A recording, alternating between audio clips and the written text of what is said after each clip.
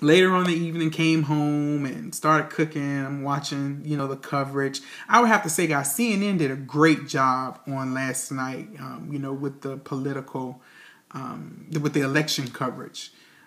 It was awesome. One of the funniest things about the night was the projection music that CNN played every time they have a projection. Wolf would say, "We have a updated projection, and we're making it right now." Dun dun dun. It would break, to a little political projection thing, and then he would come back and say, "President Obama has taken, the state of Wisconsin. Governor Romney has taken." Hell, Governor Romney took all the Confederate states, all down south or whatever. But, the projection thing was actually pretty funny or whatever. And my girl Candy Cohen, she was over at Governor Romney's camp, covering everything there. At one particular point, once CNN went ahead and declared that President Obama was going to be the president, we were waiting for Mitt Romney to give his concession speech, and Candy came on and she said, "I'm here in the Romney camp, and we're waiting for Governor Romney to give his concession speech. We've reached out to one of the Romney correspondents, and we've asked them, what is he doing? What is he waiting on? Why hasn't he came out and, gave his concession speech?" And the way Candy said it was so damn funny. She was like, "What are you doing? What are you doing? What is he waiting on? President Obama has already won the election." So that was funny. Correspondent John King did a great job too. He was on his little smart board, with all the states, and he was changing colors here, and this was a swing state here. We're going to give New York to President Obama, and this. It was actually pretty good. Once they called the election again, he was also like, I'm not sure what Governor Romney is waiting on to go ahead and concede. He was like, well, hypothetically speaking, let's say that, what was it? Let's say that Ohio turns Republican. And let's say that Florida, which we know it's not going to happen, but, for some strange reason, it turns Republican. And let's say, Virginia, Romney wins Virginia as well. He said, regardless if he gets those states or not, he's still not going to win. He's still not going to have enough of the electoral college votes to actually win. So he was kind of, saying it over and over again. Come on, guys, Governor Romney, go ahead and concede. Let's go ahead and move forward. Obama got this thing. And then the bad thing about it was Florida. Every election, there's always some mess with Florida. Every damn election. They really need to get it together. They really, really do. With the long polls and not enough, with the long lines and not enough, voting machines. And this time, I was reading that, something with the absentee ballots, they weren't scanning in the machines, so they had to have the volunteers kind of go back or the poll officials go back and rebubble some things or change some things. It's ridiculous. Every election after, y'all need to get y'all shit together down there in Florida, because it's ridiculous.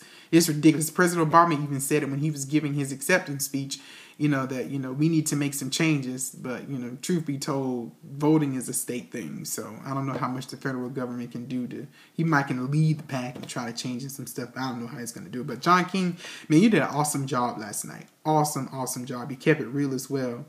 In other news, people were saying that Diane Sawyer was hitting the bottle, or she was on some kind of medications or something when she was, doing covering the election over on ABC. Honey, Diane, girl, if you wanted to drink a shot of Patron, if you want to drink some Chardonnay, I don't give a damn what you was drinking. I would have joined you, at that particular point in time too. But girl, you was looking a little toasted, just a little bit. You looked like you was a little gone. I don't know if you was, you had took some pills or you was tired from all the coverage, with Hurricane Sandy. I don't know what it was, but looked like you was up under the influence of something. That I was reading some stuff about that, last night. One thing I can say about the CNN anchors is that, as long as I watch CNN and, watching it through the whole campaign process, you can never really tell what the, sometimes you can't tell what the anchors or the correspondents, their party affiliations. Sometimes it's obvious that some of them are Republicans, and then sometimes you can't tell if they're Democrat. For the most part, they do a pretty good job kind of masking, who they support or what their party affiliation, but sometimes they can't mask it. It just, clearly comes through. But like I said, CNN did a really, really good job covering that damn Jessica Yellen. I don't know what was wrong with her. She was help her nothing. She was like she was talking from her nose, like she has a real bad sinus infection or some shit like that. Y'all need to fire her ass. Get somebody else, because her voice was just irritating as hell last night. When after the election, they called it President Obama won the election. People took to Twitter, and everybody took to Twitter and Facebook. My president is black. My president is black. People, for one, I love my people. I really, really do love my people. But please stop with this "my president is black" stuff. That's old. President, Obama's race was called, his ethnicity was called, disrespectfully called into question several times during his 4 years in office, and we continue to encourage that. So, lay off the whole "my president is black." We know President Obama is black. He ain't changing colors no time soon.